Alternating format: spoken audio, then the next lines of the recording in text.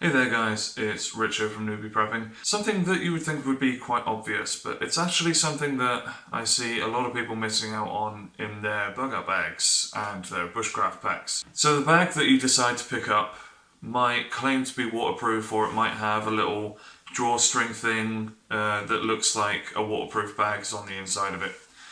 And it may be waterproof, or it may actually not be, because a lot of equipment that I've seen, it likes to claim that it's waterproof when actually it's not. Now sometimes some survival bags, they do have the covering over the zip, which is good, but they still have the hole at the bottom, meaning that, you know, they're not trying to say it's waterproof, but they're saying like it's water resistant, but if any water actually does get into it, then there's a hole in the bottom for it to go through. Now what I'm trying to get at here is you need to find a way to waterproof the stuff that's in your bag. You just do. I recently did a hike with my friend Mike, rhymes, to the top of a mountain called Slieve Gullion, or Slieve Gullen. I'm not sure exactly how Northern Irish people pronounce it. I've heard it differently from different Irish people. Don't mean any offence. I'm just going to call it Slieve Gullion because that's how it's spelt. I realise that there are plenty of Irish words and names that are not pronounced the way they're spelt, but I'm just going to say it Slieve Gullion. No offence intended. Here is the footage for that.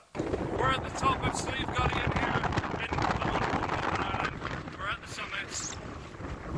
Oh, and it's so windy and cold! Oh my god, there's snow everywhere!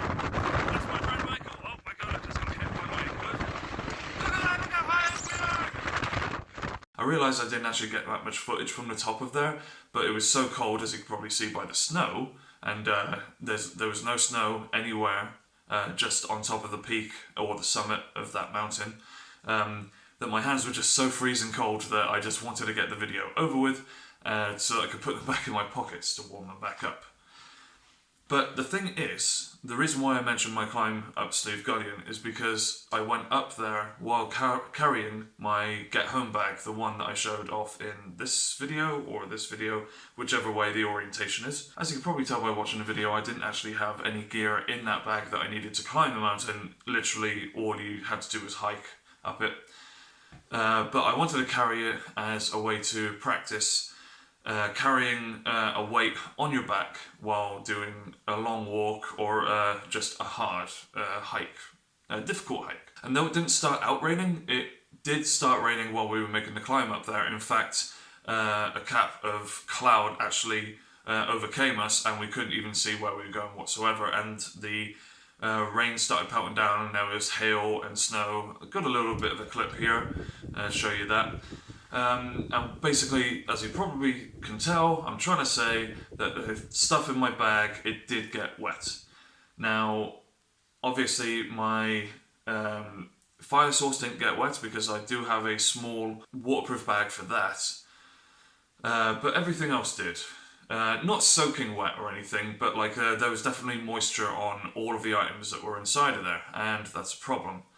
So I decided, might as well make this video because, like I said at the beginning, a lot of the bug out bags that I see in videos on YouTube, oh this is my equipment, blah blah blah, they just go straight into the bag, and fair enough, because like I'm not criticising anyone because that's exactly what I did.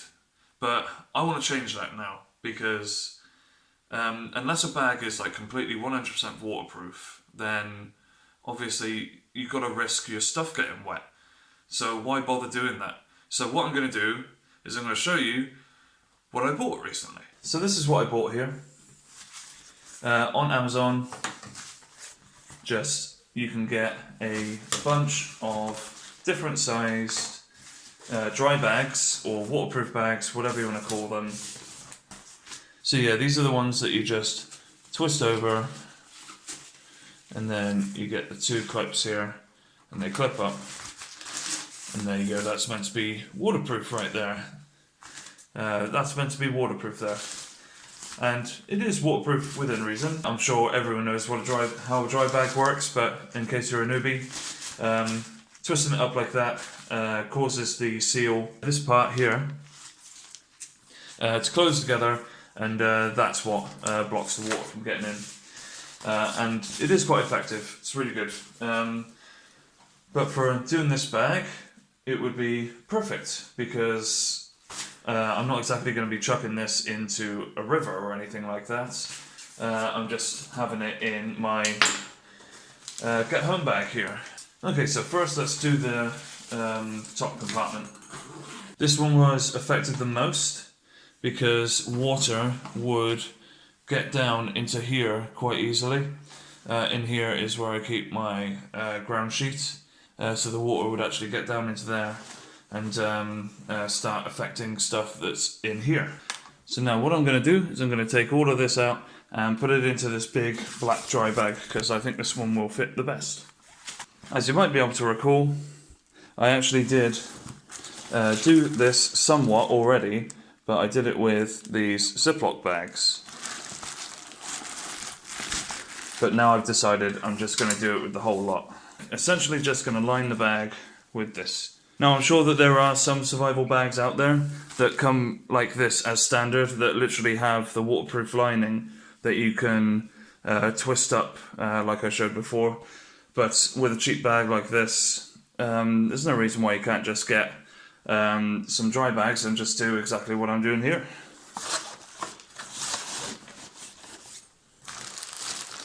Okay, so we've got everything in there. We're just going to tie this up here. Just want to make sure we get all of the air out.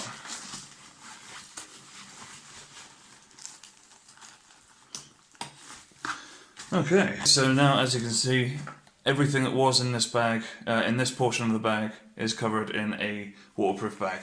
So let's just do the rest with the rest of the pockets. A very small one at the back here, where I've got some metal instruments, such as my axe motty tool here, and my EDC knives. I'm going to just put them in this tiny red bag. Again, because they are at the back of the bag, which is most susceptible to water, and I don't want them rusting. Okay, nice one there. And that can go in here. Just as double protection to make sure it doesn't get wet. Now that we've finally got that closed, let's do the rest with the other pockets.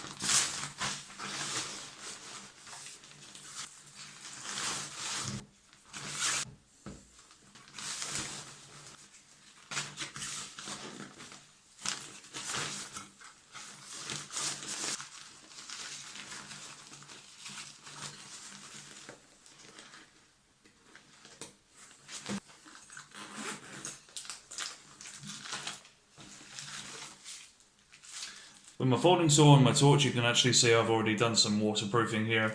Yeah, after that trip up Slave Gullion, waterproofing was definitely something that was on my mind, and it still is now, hence why I'm making this video.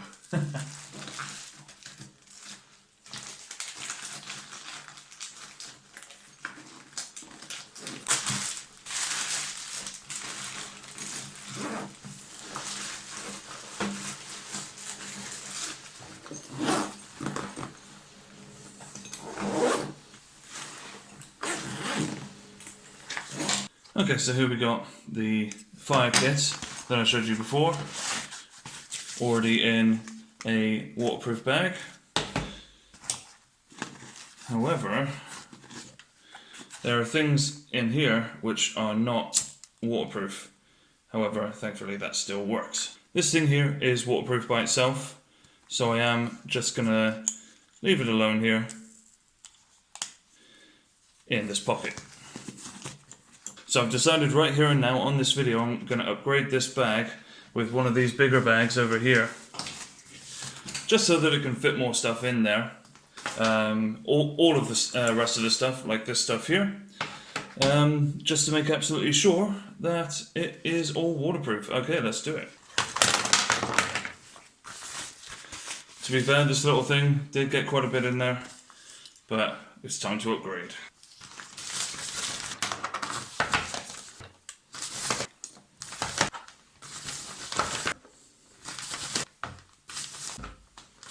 I'm going to put this Smith's Tinder Maker in here too. Can't get enough of this thing. I talk about it in a lot of my videos. I'm going to put this in here too because I don't want to risk the blade getting rusty.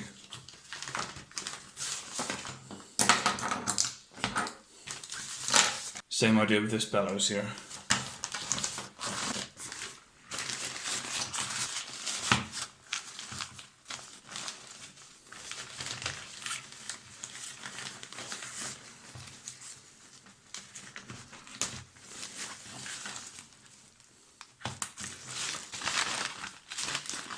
And there we have it.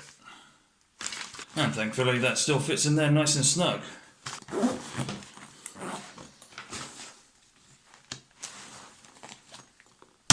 So there we have it now. Everything that was once uncovered is now completely covered with waterproof bags, basically just acting as waterproof liners, because this bag here from Wish is not waterproof in any way. So everything in this bag is now waterproof. Okay, so like I said, this might be completely obvious to everyone, but honestly I've seen so many videos online of people's bags where they haven't tried to do any waterproofing, not even with Ziploc bags. And I've got to be honest, waterproofing my bag in this way, with basically just putting everything into dry bags, is something that was suggested to me back when I first started prepping. In fact, when I made my very first bug out bag video, a friend of, actually I think it was Matt, who's been with us on a couple of our overnighters, he was the one who said to Mark, oh, I hope he's going to be putting that stuff into a dry bag, or like, I hope he's going to be waterproofing that somehow. And you know what? It's not that I didn't listen, it's just that I just didn't really think about it. I just didn't think it would, didn't think that the rain would have that much of an effect on my bag.